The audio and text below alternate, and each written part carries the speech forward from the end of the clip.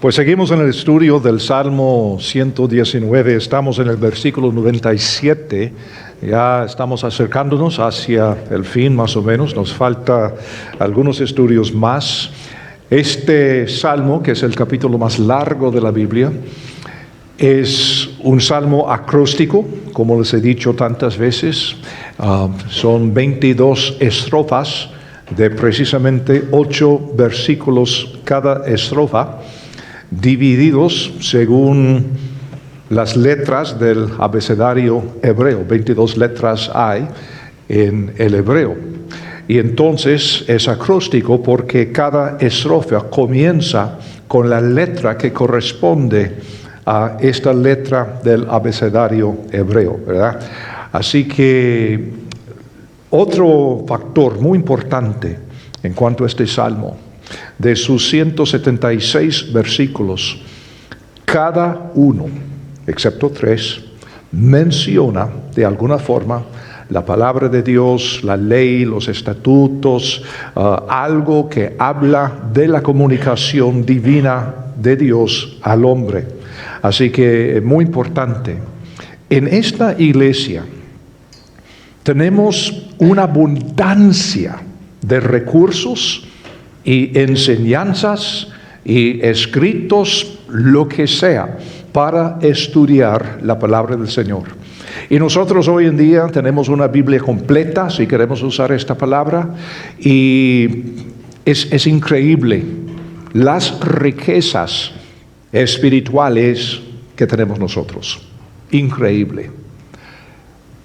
Pero aún así, como les advertí la semana pasada, tenemos que reconocer que David no tenía una Biblia. Amaba la palabra del Señor, es decir, que amaba la comunicación. Solamente existía en los días de David los 5 libros de Moisés y unos cuantos más, ni sabemos cuántos, pero no muchos. Y fue imposible llevar un libro con estas palabras. Libros no existían en aquel entonces como los entendemos hoy en día. Pero David amaba la palabra del Señor. ¿Qué quiere decir eso? Lo que había escuchado en el templo, lo que le habían enseñado en su hogar, lo que había recibido de los profetas de vez en cuando en su vida. ¿Cómo es que Dios le ha hablado por varios medios? Y es algo muy importante porque con toda la abundancia de enseñanza que tenemos hoy en día, el peligro es intelectualizar demasiado nuestra relación con el Señor. Y es increíble lo que Dios puede hacer. ¿Saben? He conocido a musulmanes quienes han llegado a conocer al Señor Jesús por leer el Corán. Ahora, no se puede decir que el Corán es la palabra del Señor, por supuesto que sí, no es eso. Pero son de una parte del mundo, no tienen acceso a lo que llamamos nosotros la Biblia, y leyendo el Corán se dan cuenta que Jesús se menciona muchas veces más que el mismo Muhammad. Y notan cosas que concuerdan con lo que han escuchado y ven algunas contradicciones. Y Dios está hablándoles a través de esos escritos para llevarlos a un entendimiento más perfecto. Yo puedo decir lo mismo. Antes de conocer a Cristo, yo era estudiante de la filosofía. Por eso fui a la U. Y a través de los escritos de muchos filósofos a través de los siglos, Dios me estaba hablando, estaba tocando mi corazón, aún usando autores que no lo conocía, pero utilizando todo esto, preparando mi corazón, ¿para qué? Para guiarme a un conocimiento más perfecto en la palabra del Señor, lo que llamamos la Biblia. ¿Me explico? Solamente quiero decir que no podemos limitar a Dios. Dios no cabe dentro de un libro. El libro es de Él, por supuesto, y cada palabra inspirada, por supuesto. Pero Dios es infinito. Y Él nos habla de varias maneras.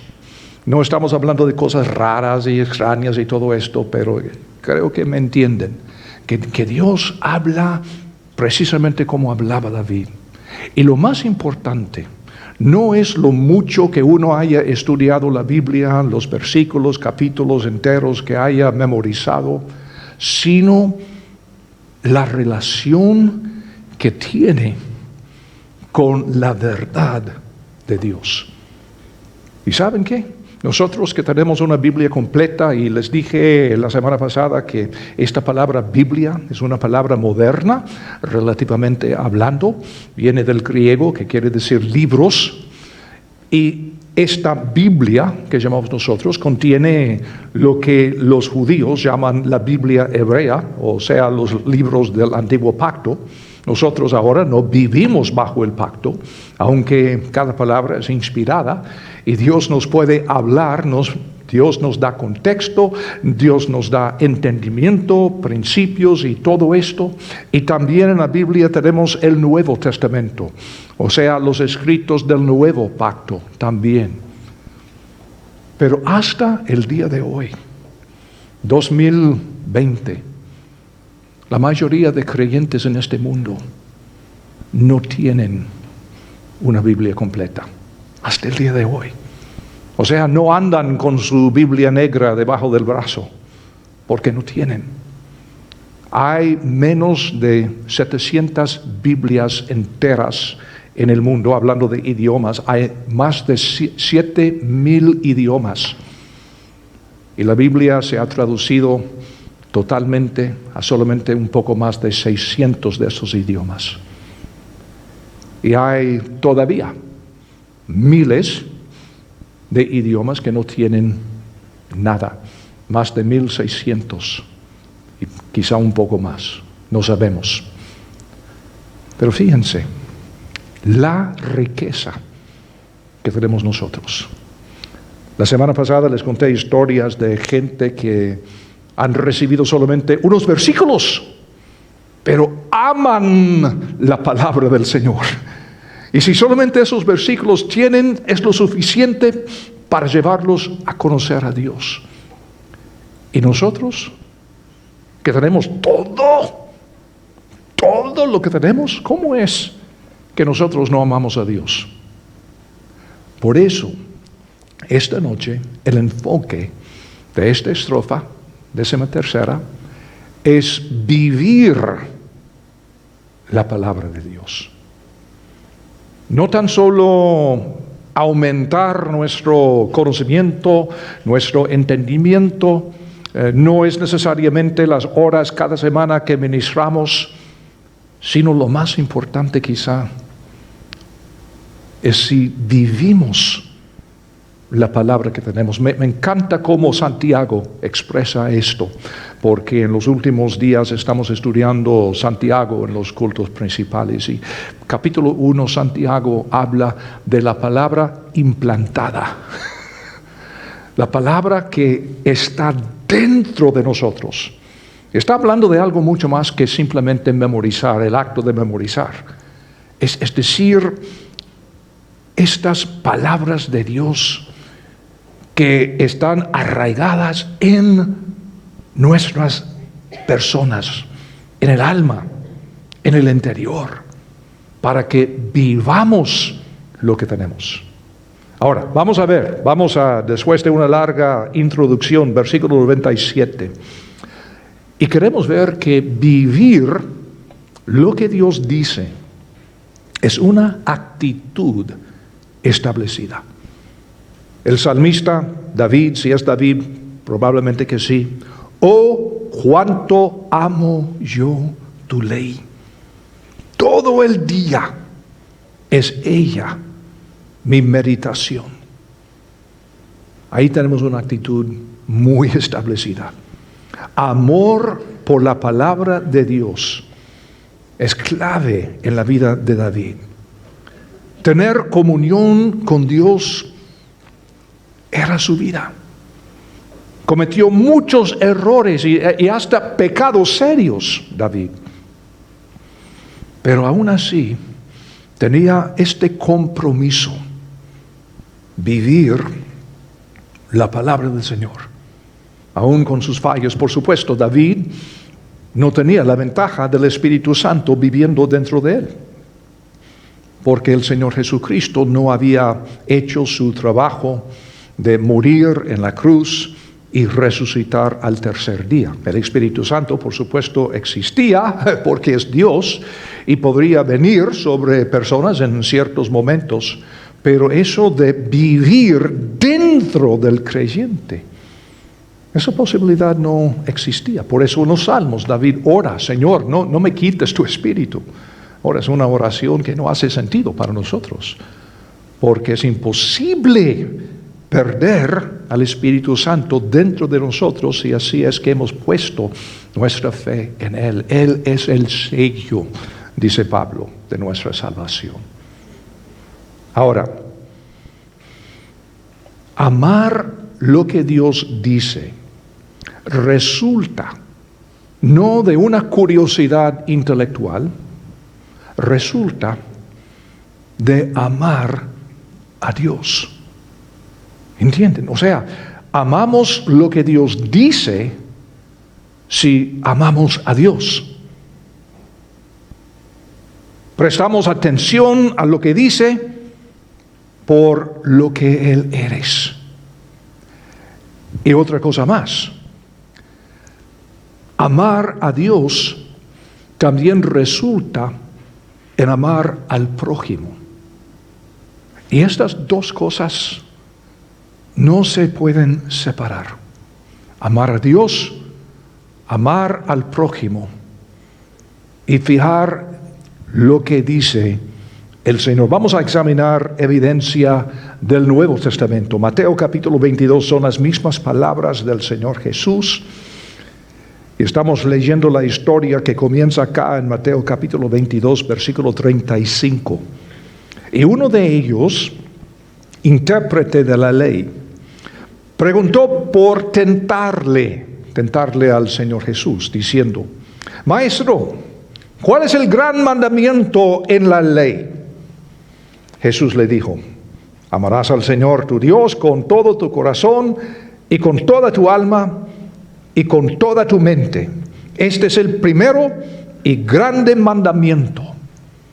Ahora, muchos de los fariseos estaban pensando: bueno, él pues sí da la respuesta correcta, porque hasta ellos mismos decían lo mismo. Decían que amar a Dios con todo tu ser es lo más importante. Sin embargo, de inmediato Jesús agrega otra información y dice: y el segundo, ¿qué? El segundo es semejante: amarás a tu prójimo como a ti mismo. De estos dos mandamientos depende toda la ley y los profetas. Así decían los judíos en los días de Jesús. Cuando querían hablar de la Biblia hebrea, hablaban de la ley y los profetas. Porque según ellos, aún los libros que llamamos nosotros los libros históricos fueron escritos por profetas. Entonces decir la ley y los profetas es como nosotros decir desde Génesis hasta Apocalipsis. Entonces, ¿qué está diciendo el Señor Jesús? Todo lo que escribió Moisés en la ley y todo lo que dijeron los profetas se puede resumir en dos mandamientos. Y no es que uno es más importante que el otro. Los dos existen. Es como tener dos hijos. ¿Vas a amar a uno más que el otro? No. Uno es primero, otro es segundo, pero son iguales. Entonces el Señor Jesús está diciendo algo que nadie había dicho hasta aquel entonces. Nadie. Ni lo han pensado. Todo lo escrito se puede resumir en dos mandatos: amar a Dios, todo tu ser, tu mente, tu corazón, tu alma, todo esto, y amar al prójimo como a ti mismo. Esto. Y no supieron cómo responder. Nadie había dicho algo así. Un fariseo que había llegado a conocer al Señor, se llamaba Saulo, luego lo conocimos como Pablo, Pablo escribió a los romanos en Romanos capítulo 13, versículo 8, y nadie conocía las Escrituras mejor que Pablo. Había estudiado la ley y los profetas toda su vida desde su niñez. Y él dijo en versículo 8, Romanos 13, no debáis a nadie nada, sino el amaros unos a otros. Porque el que ama al prójimo ha cumplido la ley. Porque no adulterarás, no matarás, no hurtarás, no dirás falso testimonio, no codiciarás, y cualquier otro mandamiento en esta sentencia se resume: amarás a tu prójimo como a ti mismo. El amor no hace mal al prójimo, así que el cumplimiento de la ley es el amor. La vez pasada les dije que muchas veces luchamos para decir ¿y cuáles de los mandamientos del Antiguo Testamento nos aplican? Ninguno. Ni los 10 mandamientos. A eso se refiere Pablo. Porque lo que Pablo está diciendo, si amamos al prójimo, ¿lo vamos a matar? No. ¿Le vamos a mentir? No. ¿Vamos a cometer adulterio? No. Por supuesto que no.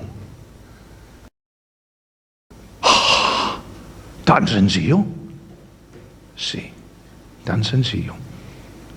Entonces, como les dije, la pregunta más importante no es tanto qué dice la Biblia, aunque es un dicho que ha marcado mi vida, pero hoy en día, porque muchos no entienden cómo contextualizar la Biblia en su contexto. Y por eso ven que la ley equivale al sermón del monte, los escritos de Pablo, y no pueden distinguir entre estas cosas. Mejor preguntar, ¿qué me requiere la ley, o digo el amor de Dios? ¿Qué me requiere el amor de Dios? ¿Y dónde encuentro el amor de Dios? En la Biblia, por supuesto. Pero cuando decimos, ¿qué dice la Biblia? Bueno, yo creo que vi en Levítico capítulo 17 tal cosa. Bueno, yo también, pero no vivimos bajo la ley. Puede haber un principio, un buen ejemplo, buena ilustración. Pero la pregunta es, ¿qué me requiere la ley de Dios?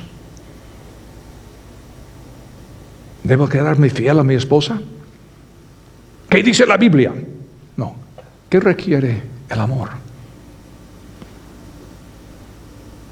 Porque cuando esta es la pregunta, resume todo lo que está en la Biblia. Porque como seres humanos estamos buscando escapes, excusas. Bueno, ¿tal cosa es pecado? ¿Qué quiere decir? Quiero hacer tal cosa, pero ¿está bien o no? En vez de decir, ¿qué me requiere? Amar a Dios y amar a mi prójimo. Gálatas, Pablo de nuevo, Gálatas capítulo 5, versículo 14. Porque toda la ley en esta sola palabra se cumple: amarás a tu prójimo como a ti mismo. Todo, todo, todo. Tan solo hace unos días me escribió una persona de otro país. De vez en cuando yo recibo mensajes, textos, correspondencia electrónica de personas que están sufriendo. Nunca me han conocido en persona, pero han escuchado nuestras grabaciones, nuestros estudios, y piensan que yo tengo la respuesta para cualquier problema. Y no es cierto. Pero esta persona comenzó a explicar una situación tan complicada en su iglesia, que el pastor, que era el pastor que tuvo que dejar el ministerio, pero el nuevo pastor que vino, que el otro pastor que está con un pleito contra la ley, que no sé qué. Momentito, por favor, lo siento mucho, pero no puedo dar consejo a larga distancia. Además, todos los interesados no están presentes. Pero yo estaba pensando, ¿qué requiere el amor en este caso? ¿Qué requiere el amor? Yo recuerdo una vez como jovencito, yo estaba en Nicaragua, estaba en un grupo pero muy sumamente legalista. Y yo estaba buscando quién soy yo, qué estoy haciendo acá, tratando de enseñar un poco de la Biblia. Y uno de los pastores me dice, mire, hermano, una pregunta, una duda que tengo. Y comenzó a explicar una situación, porque él vivía en otra parte del país y estaba explicando el caso de una pareja en su iglesia que el señor había sido casado anteriormente en otra ciudad, se divorció y tenía 3, 4 hijos con esta mujer, y muchos años después fue a otra ciudad, conoció a otra mujer y ahora ellos tenían como 5 hijos o algo así. Entonces él comenzó a explicarme pasaje por pasaje de Deuteronomio, de Levítico, de Éxodo, de Pablo, de no sé qué. Entonces él había llegado a la conclusión que este señor había de dejar su señora actual, con quien había vivido 18 años, con quien tenía 5 hijos, volver a la primera y entonces dar dinero para mantener a la nueva con los 5 hijos que tenía ella. Y esto es lo que dice la Biblia.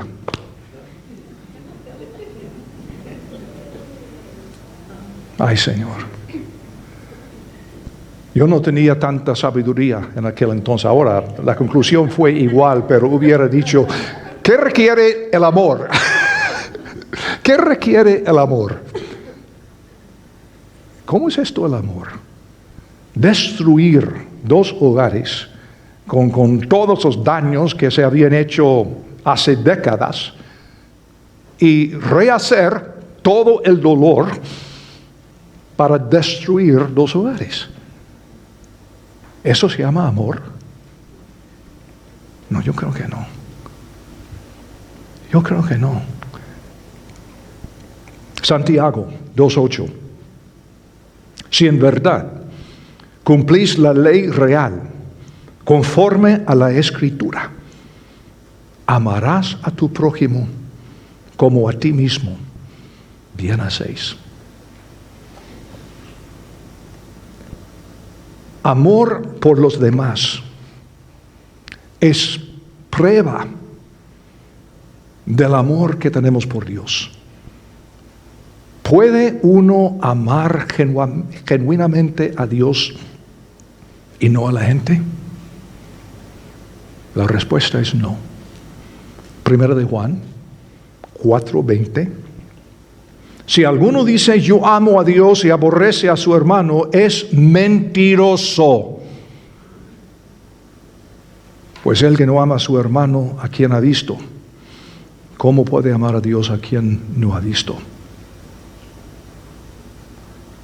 Muchos dicen, bueno, yo amo a Jesús, amo a Dios, pero la iglesia no me cae bien, una vez me trataron mal y no me gusta la gente, que no sé qué.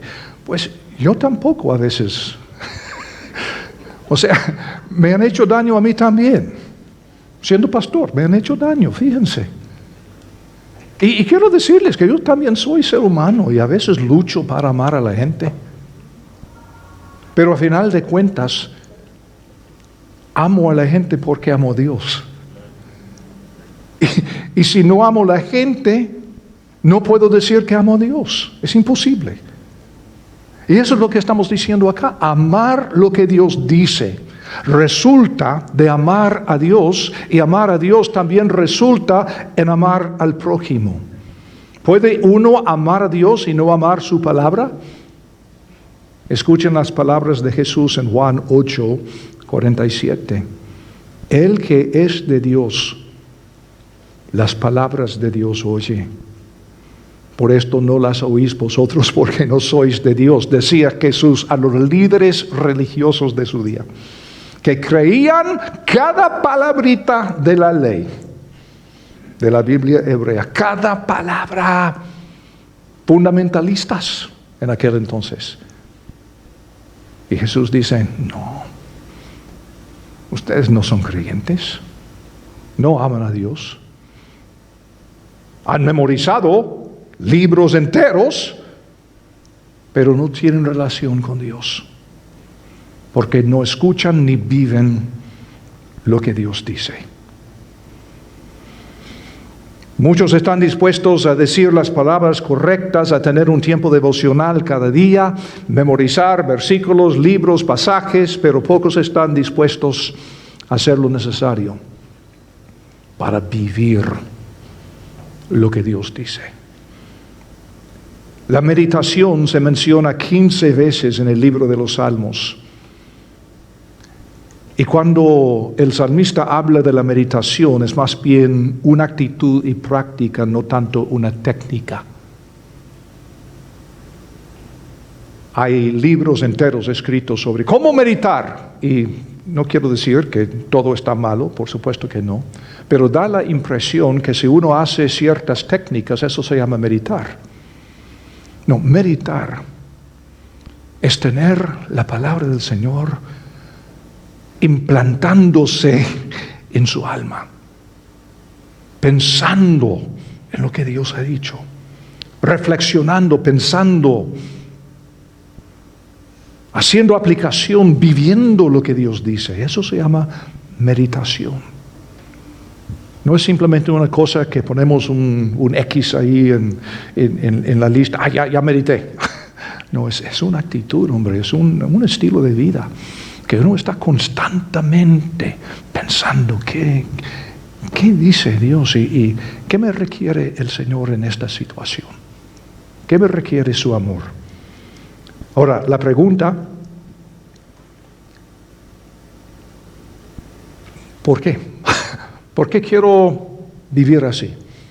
¿Por qué quiero meditar en la palabra del Señor? ¿Por qué quiero decir como el salmista que en ella medito todos los días? ¿Por qué? Porque trae ciertos beneficios. Por ejemplo, versículo 98. Me has hecho más sabio que mis enemigos con tus mandamientos, porque siempre están conmigo. ¿Por qué están en el libro que portaba? No, porque estaban en su interior, en su ser, en su alma. Siempre están conmigo. David no tenía toda la Biblia como la tenemos nosotros, pero lo que tenía estaba dentro. Porque siempre están conmigo, versículo 99, más que todos mis enseñadores he entendido, porque tus testimonios son mi meditación. Más que los viejos he entendido, porque he guardado tus mandamientos. Dos beneficios sobresalen: sabiduría y entendimiento. La palabra de Dios es el medio, con tus mandamientos, y la palabra de Dios es el objeto de la meditación, porque tus testimonios son mi meditación. ¿Qué está diciendo el salmista? Todos los días yo estoy pensando en lo que Dios me ha dicho. Cada palabra de Dios que está dentro de mí todos los días, estoy pensando en lo que Dios ha dicho. Y por eso yo tengo sabiduría y tengo entendimiento, más allá de mis enemigos, de mis enseñadores, de los viejos. Qué tremendo, qué bendición. Quiere decir que la persona más joven aquí esta noche puede entender más que este viejo. ¿Cómo? Haciendo lo mismo. Haciendo lo mismo. He guardado tus mandamientos, dice. En otras palabras, ha vivido lo que Dios ha dicho. Es vivir la palabra del Señor. Entonces, ¿qué resulta? Primero, ser más sabio que los enemigos. Versículo 98. Algunos de ustedes saben que durante quizá 30 años estudié los artes marciales y en esto demuestran que un individuo pequeño puede vencer a contrincantes más grandes y fuertes si esta persona comprende ciertas técnicas y principios de combate. Es cierto, de mi propia experiencia les digo que cuando he sufrido mucho, casi siempre ha sido con personas más pequeñas que yo. Porque son muy buenos. es precisamente lo que el salmista está diciendo. He entendido más. Y nosotros, queridos hermanos, enfrentamos a un enemigo mucho más poderoso que nosotros. El enemigo, las fuerzas del infierno, las fuerzas de la oscuridad. Como les dije la vez pasada, el diablo conoce más de la Biblia que lo que ustedes y yo entendemos. El diablo citó las escrituras en el huerto y el diablo citó las escrituras en la tentación de Jesucristo. Él conoce la Biblia, pero no vive la Biblia. Y es el diablo. Así que no me impresiona tanto cuando alguien dice, yo he memorizado tantos libros de la Biblia y todo. Fantástico, qué bueno. Pero la pregunta más importante es, ¿qué vives? ¿Qué entiendes? He cumplido tantos cursos, tengo tantos títulos de teología y todo eso. Excelente, pero ¿qué vives? ¿Qué vives? Así que ser más sabio que los enemigos y, en segundo lugar, tener más entendimiento que los enseñadores o viejos. En otras palabras, fíjense, hay algo más importante que la experiencia. La experiencia, sí, es importante, por supuesto que sí. Pero la experiencia sin sabiduría y sin entendimiento no vale mucho. Solamente quiere decir que la experiencia suya de esta persona es cometer los mismos errores una y otra vez. No vale nada. Uno nunca debe sentirse intimidado porque no tiene tanto conocimiento como otras personas. A veces personas dicen, doctor, yo no tengo títulos en teología como usted. ¿Y qué? Yo también he cometido mis tonterías y fallas de juicio y todo eso. O sea, ¿eso qué quiere decir? Nada. Somos iguales, somos seres humanos. No, usted está mucho más cerca de Dios que... No, un momentito. Mi posición con Dios es totalmente a causa de lo que hizo el Señor Jesucristo. No tiene nada que ver con mi experiencia, con mis acciones, con nada. Es por lo que hizo Cristo. Y es por eso, por lo que hizo Cristo, que quiero acercarme más cada día a Dios y servirle a Él. Hay muchos grandes maestros de la Biblia que nunca han aprendido a aplicar sus vastos conocimientos. Esta mañana estaba tomando café con un amigo, estaba llorando, contándome la historia de un pastor que lo había recibido cuando era inmigrante en este país hace años atrás. Un pastor que tiene su maestría de uno de los mejores seminarios, que tiene un montón de teología, conocimiento bíblico, que era un gran expositor de la palabra. Él estaba en su iglesia varios años y después de no verlo un tiempo, le invitó a su casa, llegó a la casa y dijo, mira, estoy luchando en mi matrimonio. Bueno, qué bueno tener esta transparencia, pero dijo, pero no puedo dejar a mi señora, eso no sería correcto porque debo amarla y todo eso. Y un año después no había recibido palabra, buscó al pastor y el pastor dijo, ya le divorcié. Y la semana después se casó con otra. Y la semana después ella lo dejó a él. Una maestría en teología. Conocedor de la Biblia. La pregunta es si vivimos la Biblia. Hay muchos que han conocido al Señor por muchos años y no han avanzado mucho.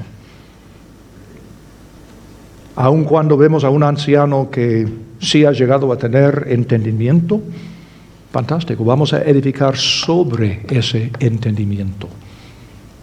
Eso es lo que quiero hacer. El asunto es qué hace uno con la información que posee. La clave, como digo, no es tener más conocimiento ni más información. Es añadir sabiduría y entendimiento al conocimiento que poseemos. ¿De dónde viene eso? Amor. Amor. Amor a Dios, por eso amamos lo que dice. Y si amamos lo que dice, si amamos a Dios, amamos al prójimo. Incluso de vez en cuando nuestro cónyuge.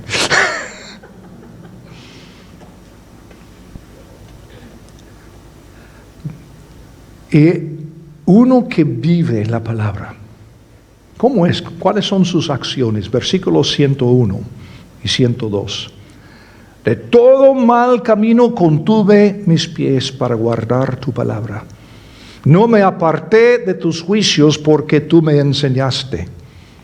Hay un factor negativo y un factor positivo. Negativo, contener sus pies de todo mal camino. No es una obligación legalista de guardar un conjunto de reglas. Es el testimonio de un hombre que ama a Dios con desesperación y está dispuesto a hacer todo para evitar violar lo que Dios ha dicho.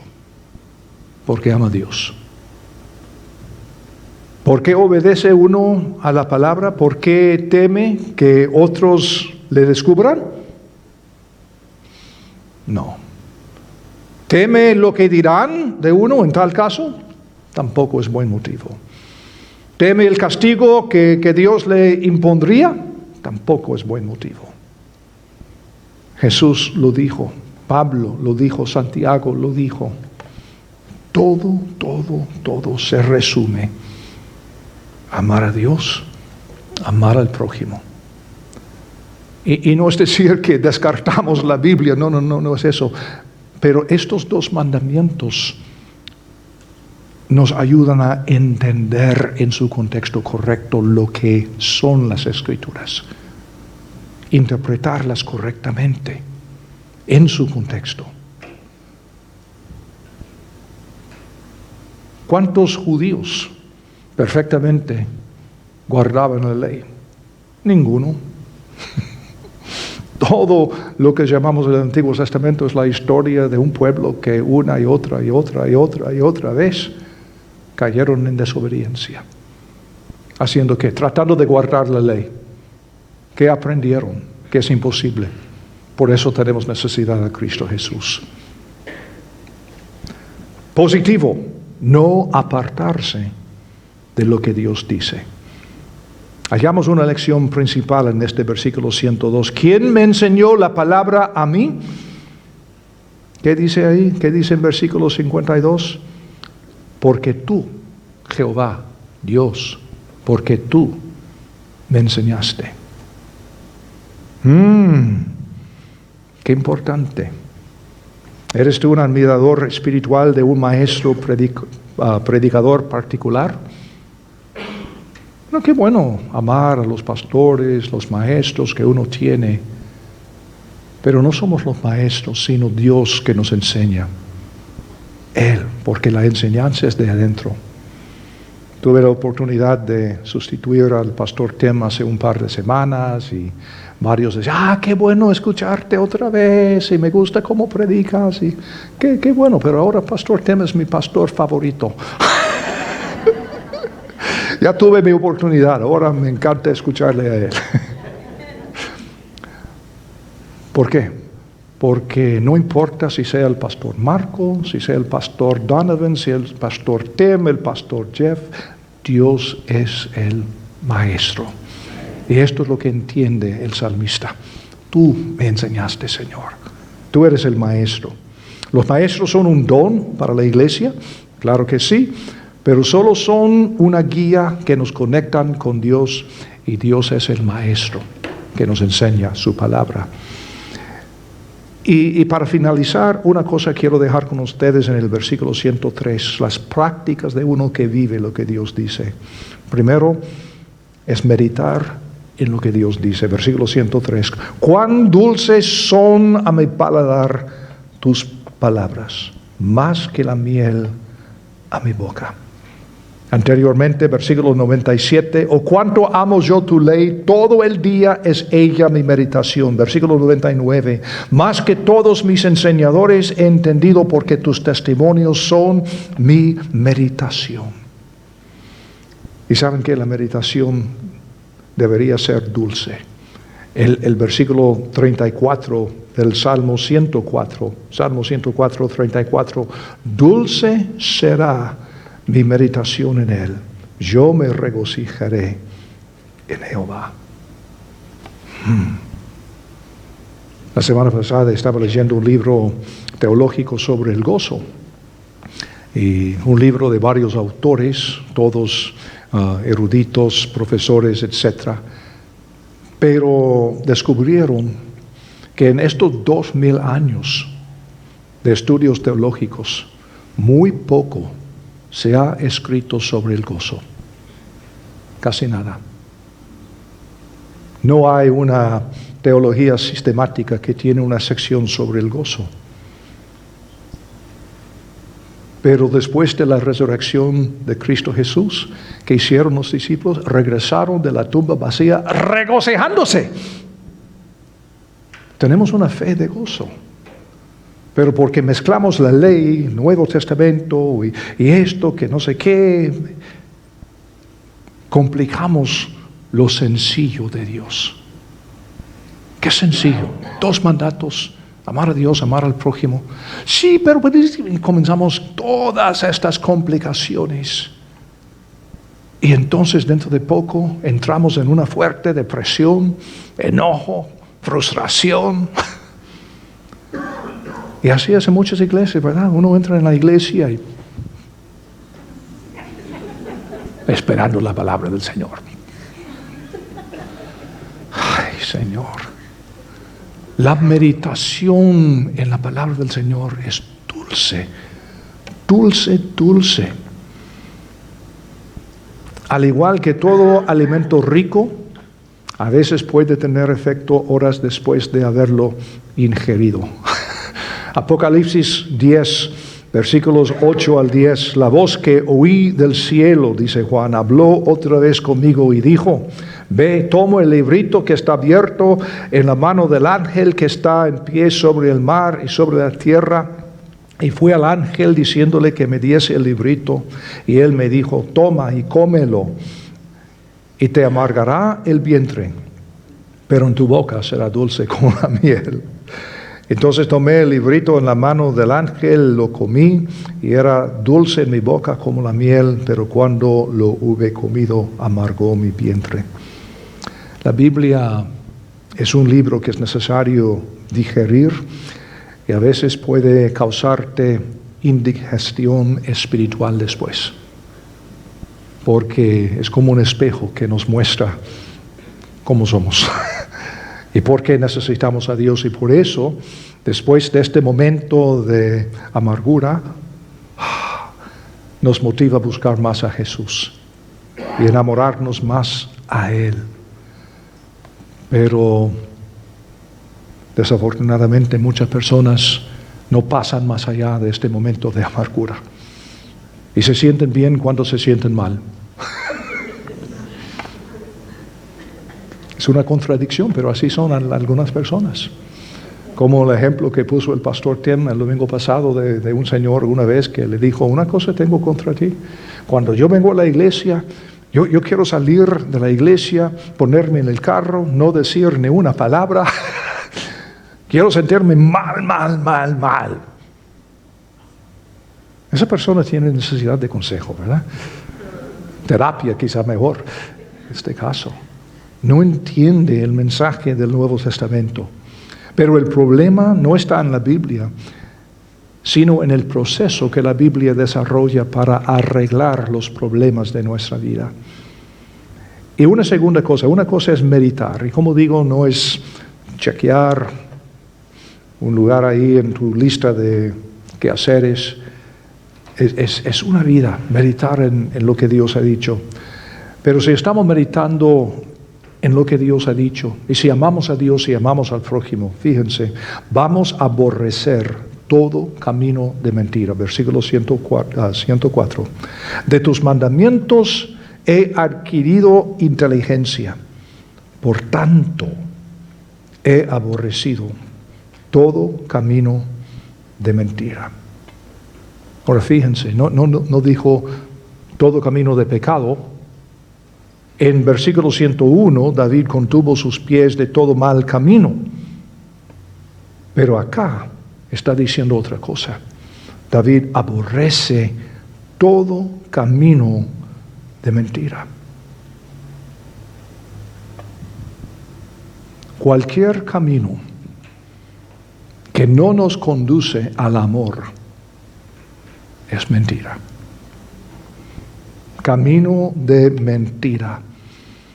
Y el mal camino debiera ser obviamente malo para nosotros, pero el camino de mentira puede tener la apariencia de pureza moral y sin embargo ser mentira.